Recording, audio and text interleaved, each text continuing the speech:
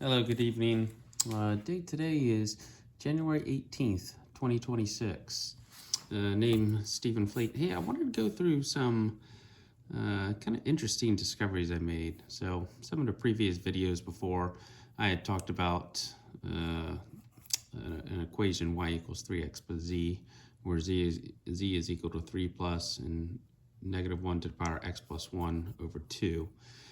Turns out I had basically rediscovered Dirichlet series, but with a slight twist, in a way combining two Dirichlet series into one. Now, what's interesting is, as I begin to explore this more and more, and all of this is in search of a way to predict prime numbers. One of the things I notice is that it begins to form a very unique pattern. Now, to begin with, you have x values, they go incrementally through the different positive integers. Then what happens is your z value end up alternating between +2 and +1, +2 and +1, and so on. And the values, your y value, what you end up getting are actually prime numbers, and then also some composites. So it gives everything from 5 and above prime numbers. So 5, 7, 11, 13, 17, 19, 23, and so on. It gives you composites and semi-primes like 25, 35, 49, 55, 65. Now, what's interesting is a couple of other patterns that form. One is, say a value ends in 7, it's always going to go +10, +20, +10, +20, for example. So 7, and then +10 is 17, +20 will be 37, +10 will be 47, and +20 again will be 67. And so it'll do that for all of these. So 5, and then in this case it'll be +20, and then +10 will be 35, +20 will be 55. And then also the y values themselves go +2, +4, +2, +4. So 5 to 7 is 2, 7 to 11 is 4, 11 to 13 is 2, 13 to 17 is +4. And that's built into the equation themselves. But this alternating pattern, I didn't expect the +10, +20. Now what's interesting here is that the composites, when I say composites, I'm saying composites and also semi-primes. I'm using them interchangeably, although they are technically different. Your composites actually form a really unique pattern. If your first value here is 5, which it is, it'll start with 5 squared. Then it'll go 5 times 7. Then it'll go 5 times 11. Then it'll go 5 times 13, 5 times 17, and then all the way down to even 5 times 19, and then so on. So it'll be 5 times 7, and 5 times 11, and 5 times 13, 5 times 17. So it goes through the whole list. And then same thing with 7. The next one will be 7. So it'll go 7 squared, or 7 times 7. Then it'll go 7 times 11, and 7 times 13. So basically each one of these values eventually gets multiplied by every other value. And same thing, then it'll go to the next one, 7. Then same thing will happen with 11s. And they get nested together. They get intertwined, if that makes sense. So it's not, all the 5s go first, then all the 7s. No, it's the 5s kick off, and then, in between is 7s, and then after that, you'll find yourselves with 11s. And so what you have is, let's see if I can get this on camera good. Okay, so what you have is a pattern. So the 5 times 5 that we saw over here, all right, its x value was 8. The 7 times 7, that x value was 16. So all of those squares, the 5 times 5, 5 times 7, you can predict the x values, which is really interesting. So the x was 8 for the 5 times 5. For the 7, it was 16. For 11s, it would be 40. For the 13, so 13 times 13 would be 56. And this is an equation that actually can predict that. 3n squared plus 3n, and then in brackets or parentheses is 1 minus, in parentheses, 2n plus 1 times negative 1 to the power n over 2. And so that'll give you everything in this first row. And then everything in the column can actually be predicted. So in the second row, we're going to call that x2, is 3n plus 1 plus n times negative 1 to the power n plus x1, so whatever was right here. And then same thing with the third row, 3n plus 2 minus n plus 1 times -1 to the power n plus x2. So the results of this one, this first row, goes into this equation, and then the results of this equation goes into this equation. And what ends up happening is essentially the second and third equation end up going back and forth, back and forth, back and forth. So as an example, so if we wanted the fourth row, we look at x4, it's the same exact equation as x2. It's just that x3 goes into it instead of x1. Hopefully that makes sense. And x5, so the fifth row would be the same exact equation as x3 row, but you have x of 4 that's going into it rather than x of 2. So it's recursive. It adds in a previous part of the function, the previous line before it when it goes into it.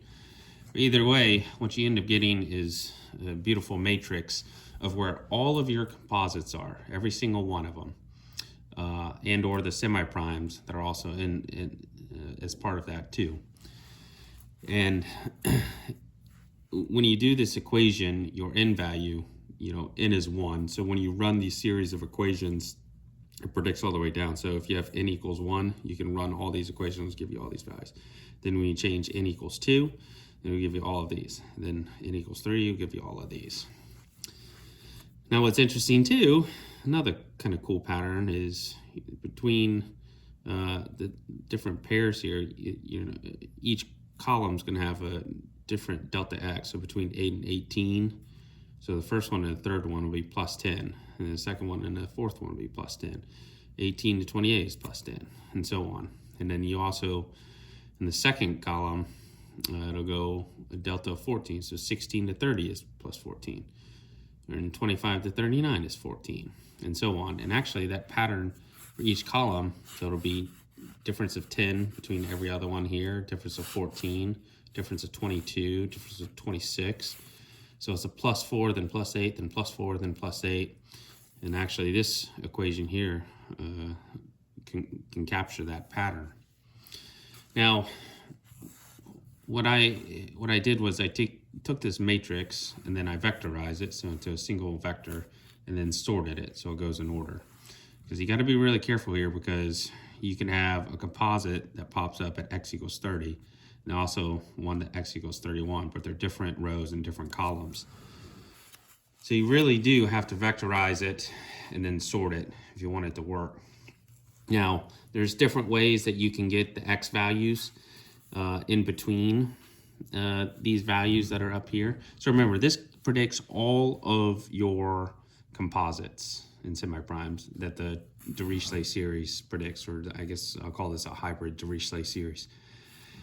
So this is where all of your composites are.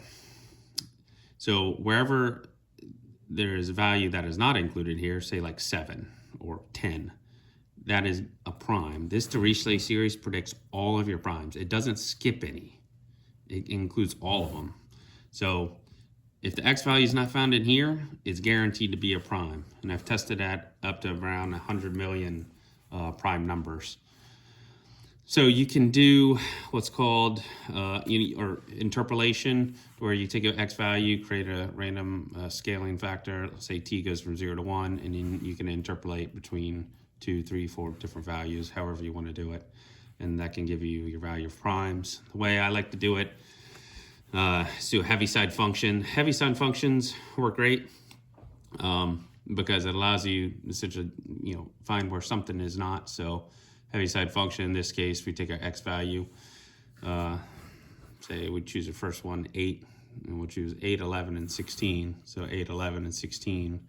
So it'll be 0 if the x value that you chose is less than your k value, which we're going to call in this case. Your k value would be 8 there, be 11 there, be 16 there, or to equal 1 if it's greater than or equal to.